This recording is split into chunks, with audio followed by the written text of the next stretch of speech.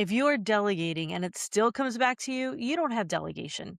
You have boomerang tasks. If you're a franchisee and it feels like you can't take a real day off because everything runs through you, I get it. I just experienced this with one of our clients.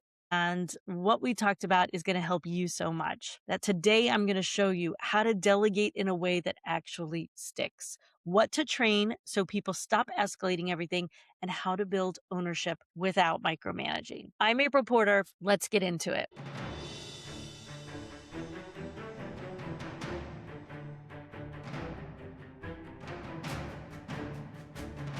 So we recently had a 2-day in-person intensive, and clients came from all over the country to go through a strategy with us for 2 days and get it implemented into their business. And one of my clients, when she returned back home, found that her employees let many things slip through the cracks. They didn't execute everything they needed to be done in a single day, which left a pile of undone tasks on the plate for her to address when she got back. And so when we had our first meeting after she got back, she said, I feel like I took 97 steps backward. And I said, okay, well, let's talk about why this 2 days away resulted in so many undone tasks. The fact that this happened to her was actually a very good thing because she's been operating in this fear of I can't turn anything over to anyone. She continues to hold on to a bunch of tasks because she's afraid that if she does, it won't get done or it won't get done to her standards. And then she took 2 days away, and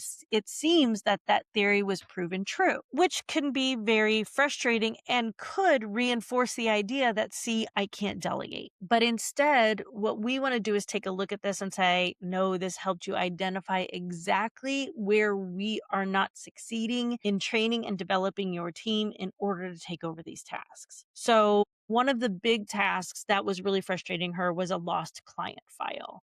And when a client file is lost, then the trainer who is going to be working with that client next doesn't have it to use as a resource during the session. So it affects not just, having to find the file and figure out what's going on with it, but it definitely affects the client experience in the next session. And I said, okay, let me guess. Did you jump in and find the file? And she said, yes, but I had to because he looked for 45 minutes and couldn't find the file. And so this is where I'm going to give you an example of the difference between training and developing. So as I asked her, well, what did you do? She's like, I was patient and allowed him to try to find the file. And then what happened? Well, I also went and looked and found the file. And I said, let me guess. The file was misfiled with another client's file. And she said, absolutely. And I said, and you knew to look in the other client's file because you went through his schedule and said, well, who did he work with throughout the day?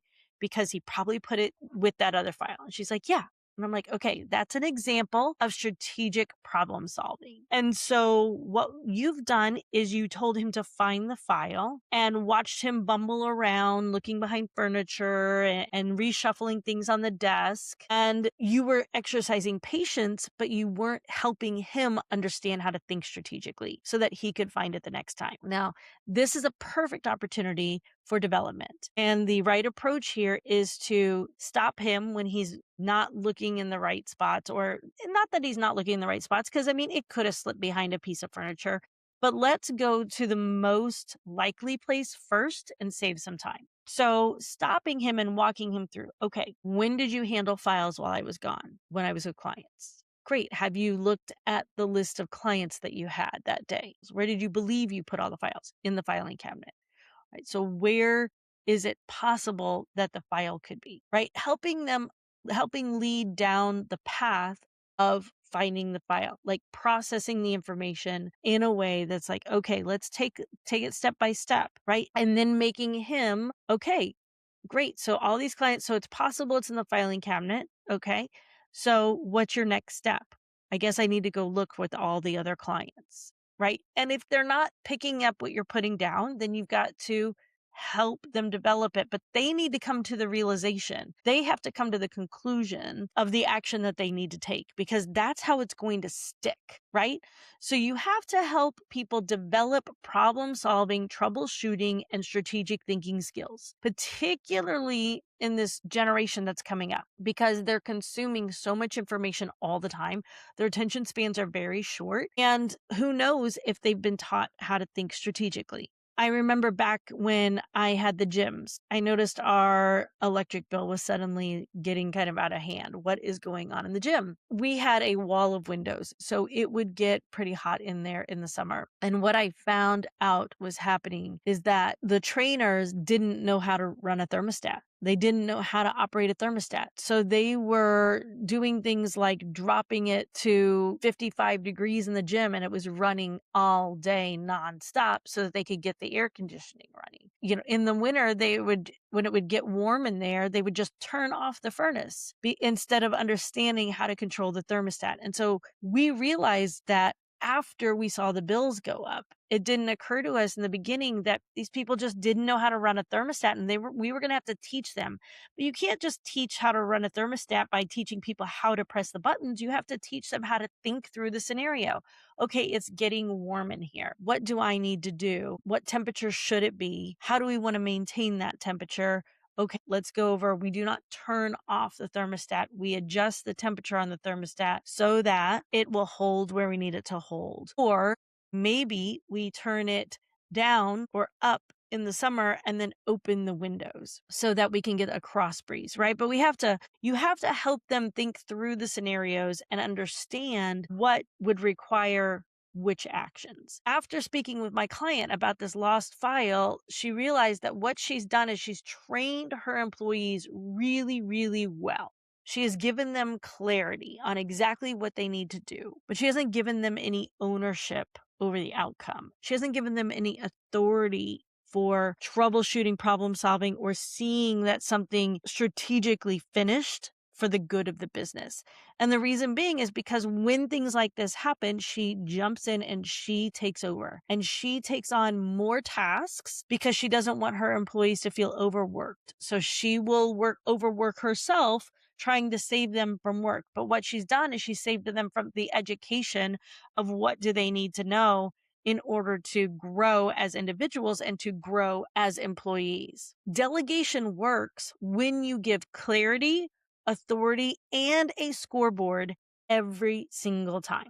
And that's what's missing here. So we have to train people on tasks. And once they're trained on tasks, we need to start developing their strategic thinking by helping them connect the dots between the task and the impact the task has on the business. You do this by asking questions. You do this by giving them challenges that are role play scenarios like, okay, maybe you take a file and you hide it in another file. And then you give them the challenge of finding the file during a shift. Now that you know that this is a problem, this is a way that you can help them start to stretch those strategic thinking skills, right? So when we see something go wrong in the business, let's write that down as an opportunity to develop your employees and then use that as a training tool moving forward. That's one way you can do this. I also teach our clients how to use a 4x4 training system in order to ensure that people comprehend, retain, and are able to implement everything that you're teaching them. If you want the full framework for that and for getting out of operator mode, register for our free workshop by clicking the link in this episode description. You'll leave with the actions you can implement immediately. Now we're realizing that it's not just enough to train our employees.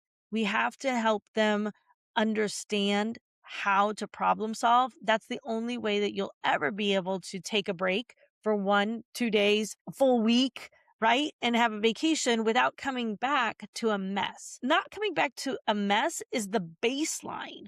What we actually want is to come back from a vacation and not only find out that things ran smoothly, but that our employees were attracting new prospects, selling them into new customers, renewing our current customers, upselling people, and ultimately growing the revenues and growing the business in our absence. That's the ultimate goal of being a business owner so that you can grow the business while your employees execute the business. You're overseeing the growth, but every single piece of the puzzle has to be aimed at growing that revenue. And every person must have some tasks associated with their job description that are revenue generating. Today, what you can do is go in and do an inventory of the positions you have in your business and of the responsibilities, and ask yourself, how is this person responsible for generating revenue? How much revenue are they responsible for generating? Ideally, we want every single employee trained and developed to generate enough revenue to cover their own salary. So if you have a part-time person who works for you 10 hours a week and you pay them $20 an hour, then they need to be generating at least $200 per week. More than that if you're talking about, employment taxes. So, $280 a week they have to be generating through the activities they do in their role. That's a good place to start. Now, once we have the understanding of what should be happening in each position to generate revenue, we definitely need a scorecard. We need a way for our employees to measure the impact that their tasks are making on the overall business. And the scorecard can't just be introduced to them like, now we're tracking your sales and you have to have $280 of sales every week, because they don't have the strategic thinking muscles to understand how the activities they're doing right now can and will result in 280 of revenue each week.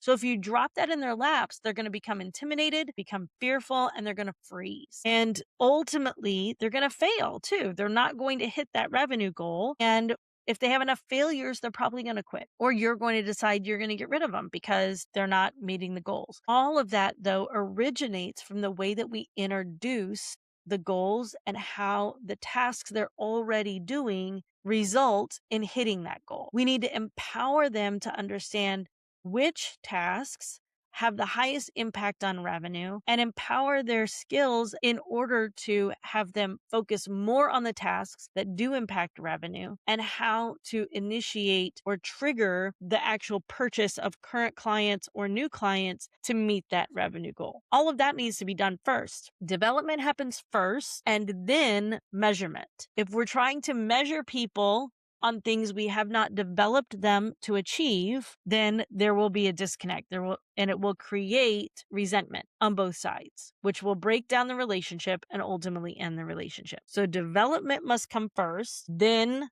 measurement. Now notice I'm saying development and not training. They're two different things. Training teaches someone the step-by-step process. Development teaches them how to think about succeeding in the process and how it connects to other dots in the organization and the impact that their actions are going to have. It's also helping them troubleshoot, helping them become a more intelligent employee who can act on their own in your absence. No matter what hits them, they're not going to call you because, oh my gosh, we just ran out of toilet paper in the bathroom. Okay, I'm in another country. I'm out of town. What could I possibly do about going to get toilet paper, right? So what would you do if you ran out of toilet paper at home? Some of them might call their parents, right? But, we need to walk through that. What can you do? Send someone to the store to grab some toilet paper, and I will reimburse you when I get back, to get reimbursed in your check, right? So we have to empower them to be able to do those kinds of things. Otherwise, the only option they have is to call you with that emergency. What it all boils down to is your business doesn't need more of your time. It needs a better system of development. Pick one task to delegate this week with clear expectations. And if you want the full plan on how to put this into your business so that it's bulletproof, register for the free workshop by clicking the link in the episode description.